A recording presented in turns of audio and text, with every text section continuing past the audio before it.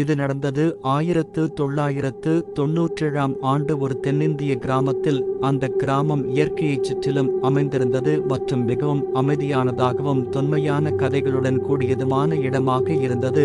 அந்த கதைகளில் ஒன்றுதான் இப்போது சொல்கிறேன். அந்த கிராமத்தில் வாழ்ந்திருந்தாள் ஒரு 16 வயது சிறுமி. அவளது பெயர் நிரஞ்சனா. அவள் மிகவும் அமைதியானதும் புத்திசாலி மாணவியுமானவள். அவளது குடும்பம் நடுத்தர வர்க்கத்தைச் சேர்ந்தது. அவளுடைய தந்தை ஒரு பள்ளி ஆசிரியராகவும் அம்மா வீட்டு வேலைகளை பார்த்தவளாகவும் இருந்தனர். நிரஞ்சனா மிகவும் பரிசுத்தமானவளாக இருந்தாள். தன்னை சுற்றியுள்ள அனைவருடனும் நட்பாக பழகுவாள். ஒருநாள் பள்ளிக்கூடத்திலிருந்து வீடு திரும்பும் போது வழியில் உள்ள ஒரு பழைய மரத்தடியில் யாரோ அழைக்கும் போல குரல் கேட்டதாம். யாரும் இல்லை என்று பார்த்து அவள் வீட்டிற்கு சென்று விட்டாள். அடுத்த நாளிலிருந்து நிரஞ்சனாவின் நடத்தை சற்று மாறியது. அவள் தனிமையில் இருக்க விரும்பினாள். கண்களை சந்திக்க விரும்பாதவள் போல் இருந்தாள். இரவு நேரங்களில் தூக்கம் இல்லாமல் இருப்பாள். சில நேரங்களில் வீட்டினரிடம் அத்துமீறி கோபித்து பேசுவாள். இதெல்லாம் ஆச்சரியத்தை ஏற்படுத்தியது. ஆனால் அதை காரணமில்லாமல் சூடான கோடை காரணமென நினைத்தார்கள். ஏற்கனவே கிராமத்தில் சில வருடங்களுக்கு முன்பு அந்த மரத்தடியில் ஒரு சிறுமி மரணித்ததாக கதைகள் இருந்தன. ஆனால் மக்கள் அதை வெறும் நம்பிக்கையாகவே எண்ணினர். ஆனால் சில மூதாட்டிகள் அந்த இடத்தில் தீய சக்தி இருப்பதாக எச்சரித்திருந்தனர். ஒரு இரவு நிரஞ்சனா மிகவும் வேதனையுடன் கதறிக்கொண்டு விழித்தாள். அவளுடைய உடல் துள்ளிக் கொண்டிருந்தது. கண்கள் சிவந்து குரல் வேறுபட்டது. உடனே வீட்டார் பஞ்சாயத்து தலைவரையும் கிராம ஆலய பூசாரியையும் அழைத்தனர். பூசாரி சில மந்திரங்களைச் சொன்னார். நிரஞ்சனா சில நிமிடங்கள் அமைதியாக இருந்ததும் திடீரென கீழே விழுந்து விட்டாள். பின்னர் மருத்துவருக்கு அழைத்தனர். அவர் சரியான காரணம் எதுவும் இல்லை என்று கூறினார். மறுநாளே நிரஞ்சனா இறந்து விட்டாள். திடீரென ஏற்பட்ட இந்த சோகத்தில் குடும்பம் முற்றிலும் உள்நோக்கிச் சென்றது. அந்த கிராமமே சோகத்தில் மூழ்கியது. 3ஆம் நாளன்று கிராமத்தினர் நேர்த்தி நிகழ்ச்சிக்கு வந்திருந்தனர். அனைத்தும் சீராக நடந்தது. ஆனால் அதே இரவில் வியப்பான நிகழ்வு ஒன்று அரங்கேறியது. அந்த இரவு அவளது தந்தை வீட்டு முற்றத்தில் உட்கார்ந்திருந்தார். அப்போது வீட்டு கதவு மெதுவாக திறந்தது. அதை யாரும் தொடவில்லை.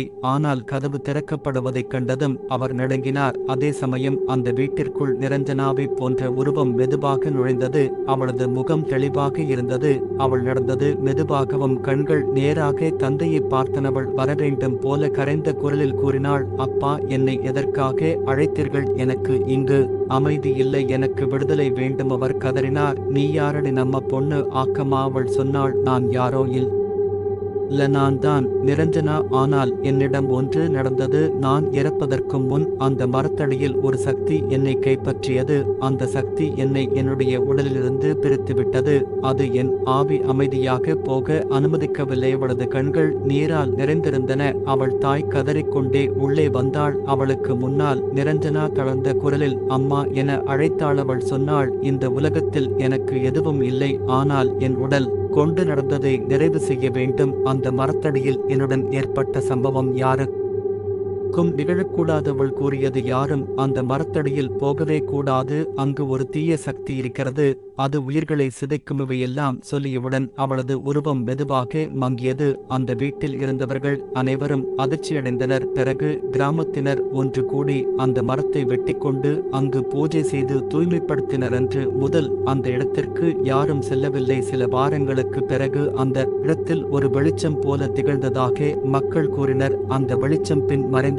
அதன் பிறகு யாருக்கும் பிரச்சனைகள் நேரவில்லை. நிரஞ்சனாவின் குடும்பம் அந்த சம்பவத்தை ஓரளவு சமாளித்தனர். ஆனால் அந்த நினைவுகள் என்றும் அழியாதவையாக இருந்தன. அந்த மரத்தை வெட்டிய இடம் தற்போது வெறும் மண்ணாகவே உள்ளது. கிராமத்து மக்கள் அதற்கருகே செல்லவே மாட்டார்கள்.